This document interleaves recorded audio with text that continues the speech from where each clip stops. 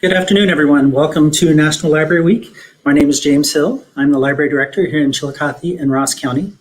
Normally, in a non-pandemic year during National Library Week or sometime around that time, we get as many librarians as we can together and go to Columbus and have individual meetings with our elected senators and representatives. This year, being a pandemic, that of course is a little bit different. So we thought we would invite the senator, and hopefully Representative Johnson's office can join us in a little bit. We thought we would invite them to us and at the same time open it up to some other community members. One of the things the library has really done a lot, and the whole community over the pandemic, is build even more community partnerships than we've had in the past. So I wanted to invite some of the other community leaders into the meeting, and so we could talk about some of the things that we've been working on in Chillicothe and Ross County over the last year. So I'm going to go around and just introduce everyone real quick, and then when we get to individuals, you can talk more about your specific duties and positions. We have Senator Bob Peterson, who represents our part of Ross County, Julie Bowen from Community Action of Ross County, Chillicothe Mayor Luke Feeney, Kelly Dennis, who works at the Ross County Health District and is a recent Chillicothe City Schools board member, although he's here representing the Health District today. Adrienne is the president of Ross County NAACP. Rick Smith is the CEO and executive director of Ross County United Way. And the name that just popped up is Representative Johnson's office. So hopefully they'll be able to join us in a few minutes.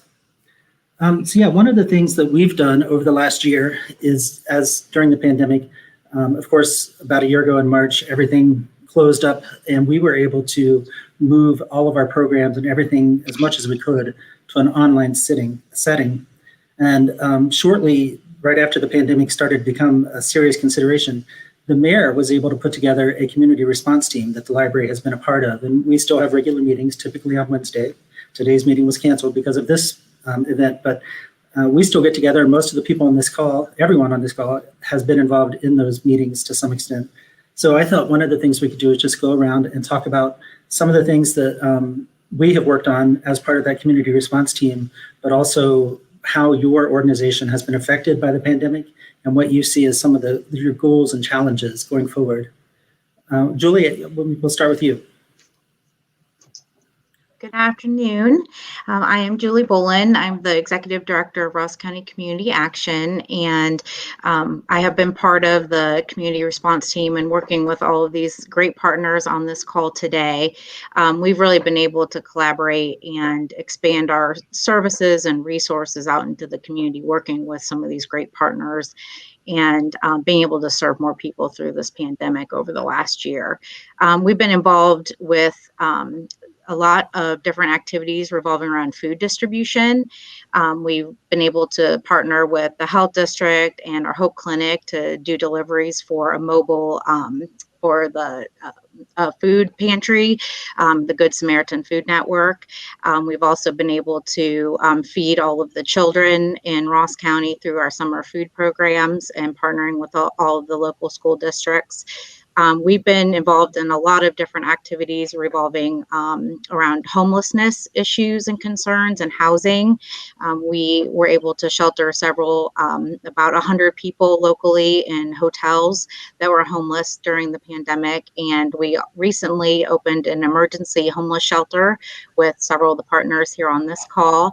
And that was extremely successful to getting resources and services out to the homeless community. We also have distributed over $1.4 million locally in rental and utility assistance to help those impacted by COVID. And so those are that's a quick summary of some of the recent activities we've been involved in related to COVID relief programs. Mayor?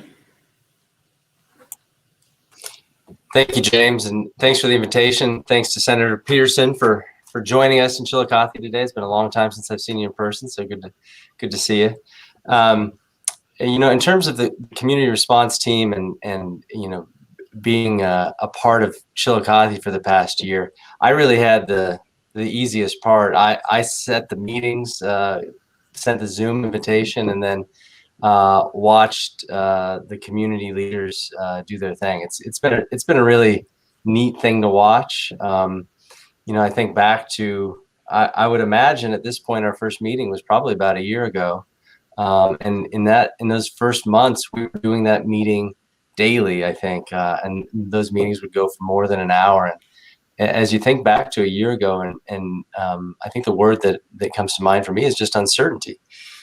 We had, we were thinking about data and about hunger and housing and really preparing for the absolute worst if the pandemic really hit Chillicothe and Ross County hard, and thinking through all the worst case scenarios, which is, I think, what we're here for as community leaders in those moments. And I think the thing that I realized at some point is those meetings were as much of a support group as anything for me, recognizing that while we were forced to be home and somewhat alone to some extent, knowing that organizations across the community were stepping up and filling vital needs. I think those meetings probably still average more than 15 people on a call, and some of the most important, all important members, but some of them on here today, stepping up in ways that were maybe unpredictable, and really under the radar. So, for example, the library stepping up and saying, well, we've got a graphic design person who could help put out some mask materials, because the city doesn't have a graphic design person in-house, and just stepping up and filling roles that were probably non-traditional. But I think what it's done is really forced us as a community to recognize how we can be resources and assets for each other, and created the situation has created partnerships that I think will last for the duration, and as long as these organizations stay together. And so it's a strange thing to say, especially with so many lives lost, but I firmly believe that the community has become stronger and more tightly knit. I can say that with certainty for the organizations in the community.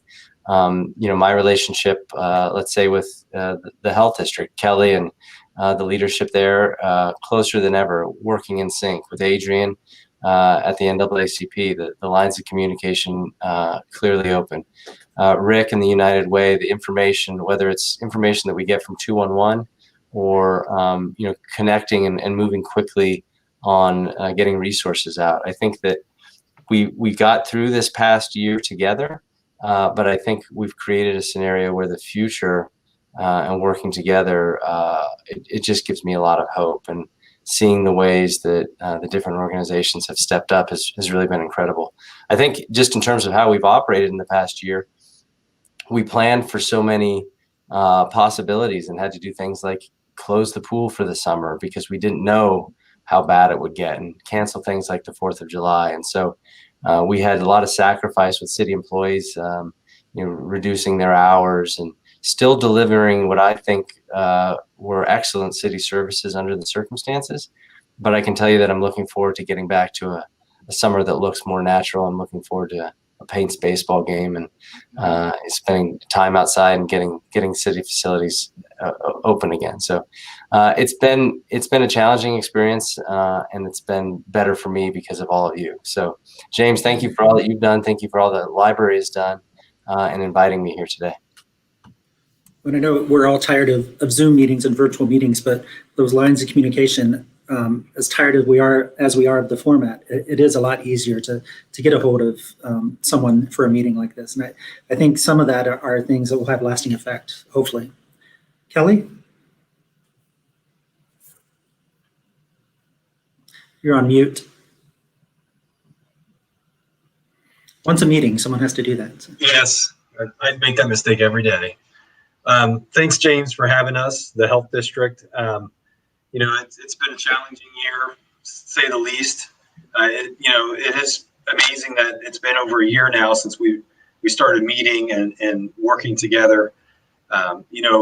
We had strong partnerships in this community before the pandemic, but I definitely feel now it's like Mayor Feeney mentioned, it's much stronger, and we're built for more successful partnerships over the long haul because of the pandemic. From the health district's perspective, it's been very grateful. We've been very grateful to have the public library step up and help us out. For example, over the summer, in the midst of the pandemic, when our contact tracing really geared up at the health district, we had a lot of employees that had to, go away from their normal duties and start working on pandemic duties like contact tracing, case investigations. So the public library helped out fill some gaps that we had with just some public awareness campaigns and help with the infographics and develop some outreach materials that was very helpful to help keep us afloat during the pandemic. So that's been very great that, the library's kicked in and helped out with some of those projects. And then over the year, as things transition from reopening planning to contact tracing, case investigations, to the vaccine rollout, it's been very, very helpful to have everyone from the community on these weekly calls where we can share information. We can keep everyone informed on what's going on from the health district's level and then also at the community level. It's been very helpful to be able to share that information with all of our partners. And then we get the feedback that we need, that the health district needed to move forward with a lot of our phases of the pandemic. So it's been very helpful, this collaboration, and we really couldn't have done it without the help from our partners. And I know we've, in addition to working with Kelly and Garrett and some other folks, we've really, in the last few months, depended on Sierra Martin, who's doing the Creating Healthy Communities grant through the health district. So there's a lot of exciting things coming out of the health district right now. In addition to being the president of the NAACP for Ross County, Adrienne is also a library employee. So she has two hats in this meeting, but has also been, since the pandemic, volunteering a lot in the community. Adrienne? Good afternoon. Hi, Senator Peterson. So good to see you again. The Ross County NAACP has been very fortunate to be on the community response team. And I thank Mayor Feeney as well as Rick Smith for that invitation. During the time that we've been going through the pandemic, we have really been able to come together as a community and solve problems with the members of the community response team. Our most challenging thing for the NAACP has been that we've had to cancel a lot of events.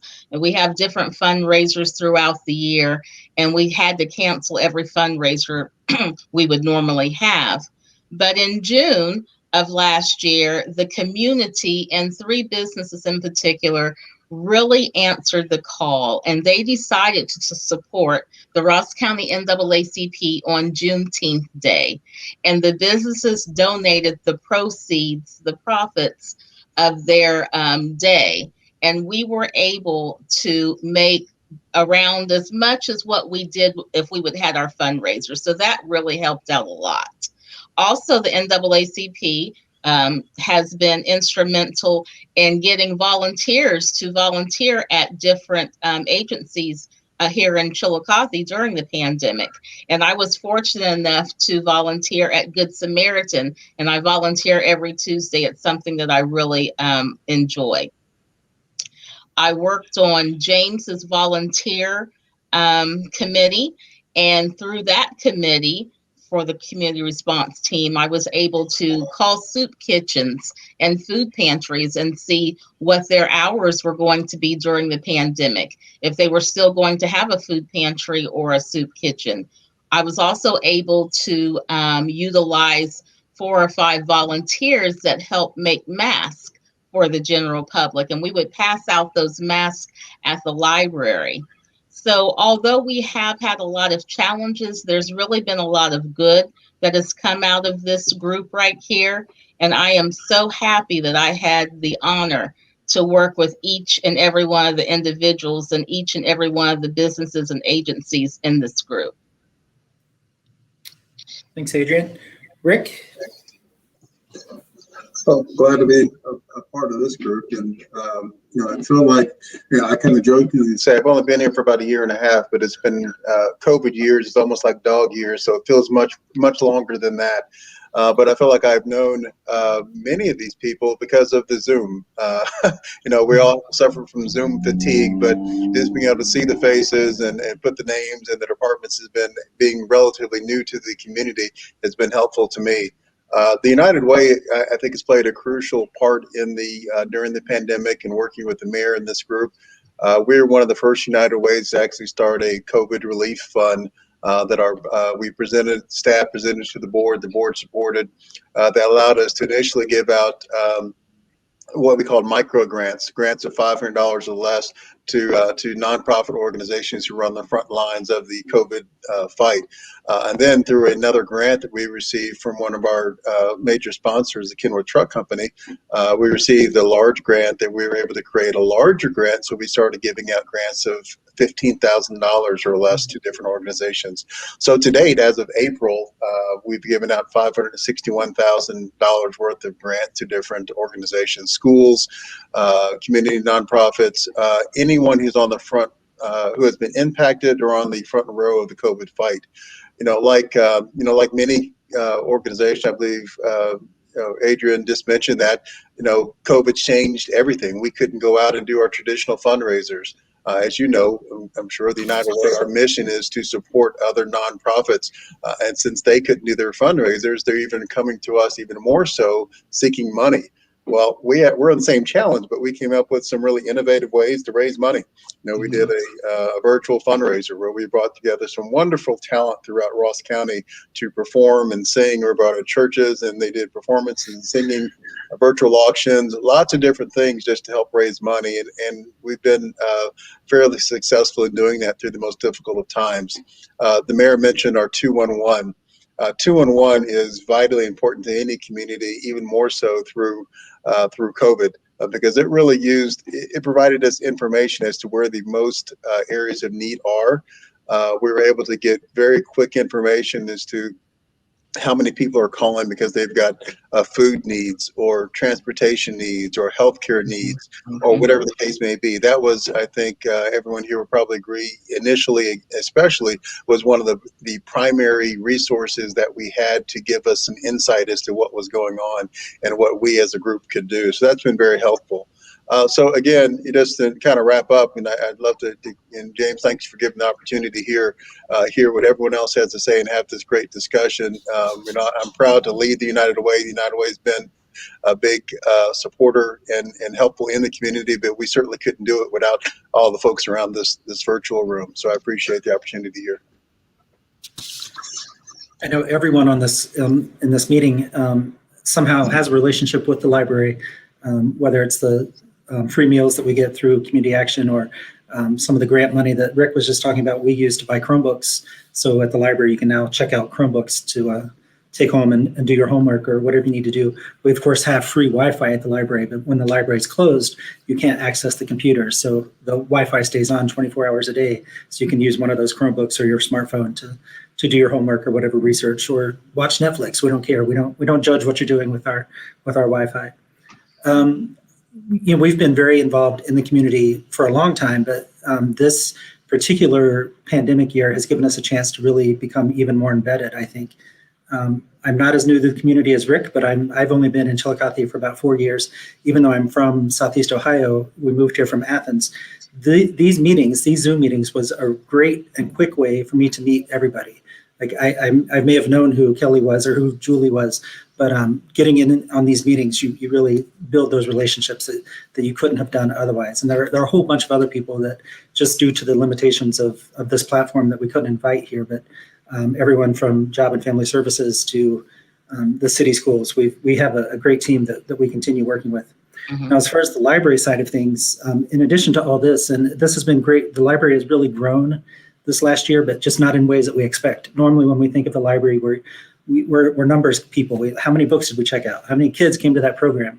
So I can tell you that last year, our programs were down about 60%. We didn't have the attendance that we've had in the past years. So that sounds like a lot, but at the same time, we were able to offer over 600 programs on Zoom and virtually. So it's a different kind of program. It's still a lot of work.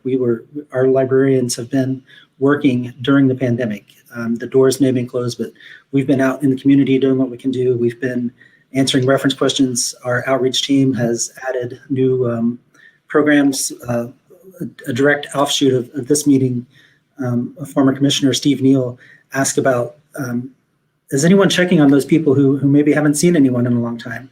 So it was a natural fit for our outreach program, our outreach team, who delivers books to folks who normally can't get to the library. So we set up a program called Checking In. That was basically just to make a phone call to those people that we maybe hadn't seen for the last 6 months, just to make sure everything was okay and figure out a way to deliver books to them if we could. If in a lot of cases it meant, we'll leave a bag on your porch, as soon as we're done, you can grab it. So we're limiting the contact, but at the same time trying to make sure they had things. And those were also, for the most part, things that we didn't care if we got back. They were either donations or older books that weren't necessarily a part of the main collection anymore. What else have we done? We've added, in addition to the Chromebooks, we added a lot of outdoor things. We have we call it the Beyond Books collection. Over the winter, you still could, you just couldn't use it. You can check out a sled. So if you have some of that snow that you want to take advantage of, check out a sled. Or we have disc golf. So the park has several, and up at the campus, Ohio University Chillicothe campus, there are disc golf baskets. You can check out a set of discs. They're sort of like Frisbees. And your whole family can go out and enjoy disc golf. So things like that. We're still involved in the community, even though we're not always open at the front door. We were able to pivot to a virtual world more quickly because of our experience with online resources and digital books and a lot of online programs that we were already doing. So I think in a lot of ways, public libraries had an easier time of it and able to make that transition sooner than others, perhaps. But it has been a challenge.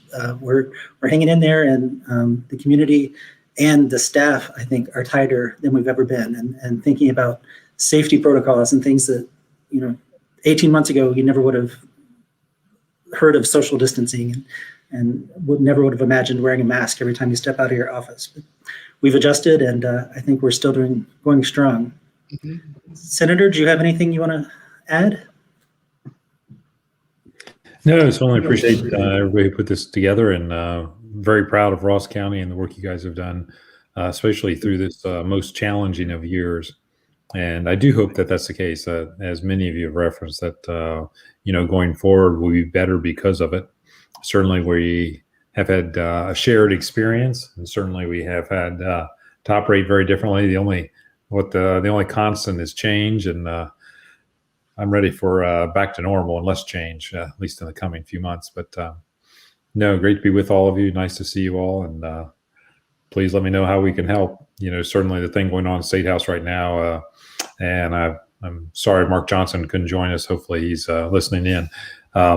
Is a budget. It's on their side right now. They'll roll out their first draft of the budget next week, and then get it wrapped up over the next 2 or 3 weeks and send it over to the Senate for us to work on. So that's a lot of other things going on, but that's the big focus right now. I'm trying to get the budget. So. Right, and that's one of the reasons it's not a coincidence that these National Library Week and our Legislative Day often coincides with budget cycles, of course. And there is a lot that the library depends on through the budget.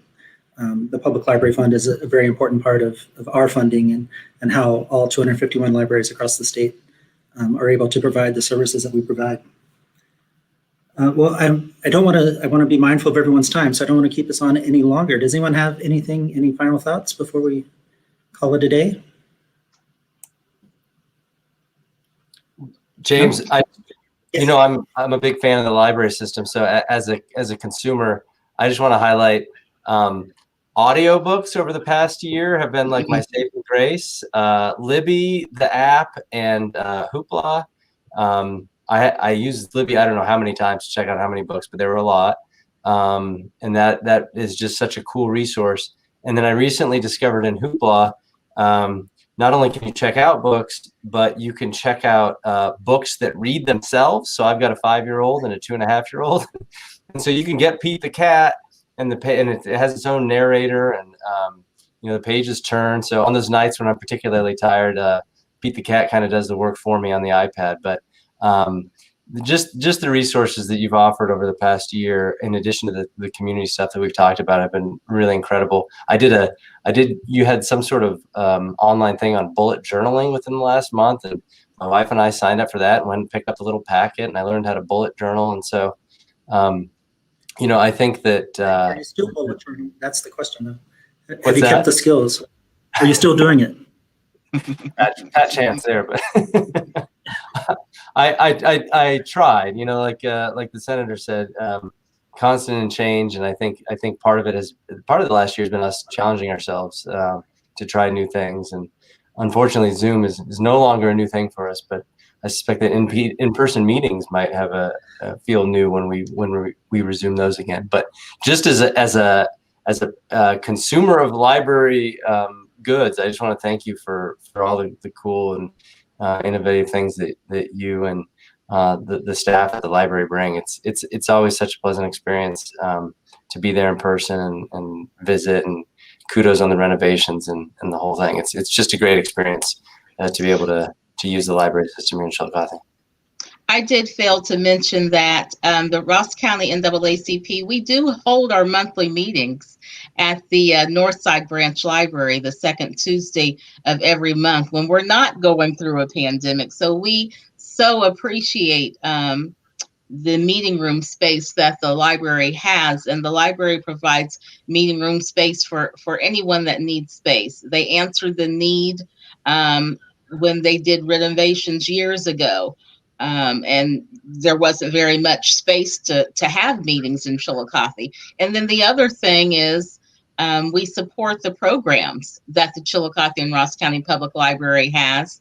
And we also collaborate with them during the Black History Month program, which is one of the biggest programs besides Bookworm that they have every year. So even though I work at the library, I want you to know I really do appreciate all the services that the library provides for Chillicothe.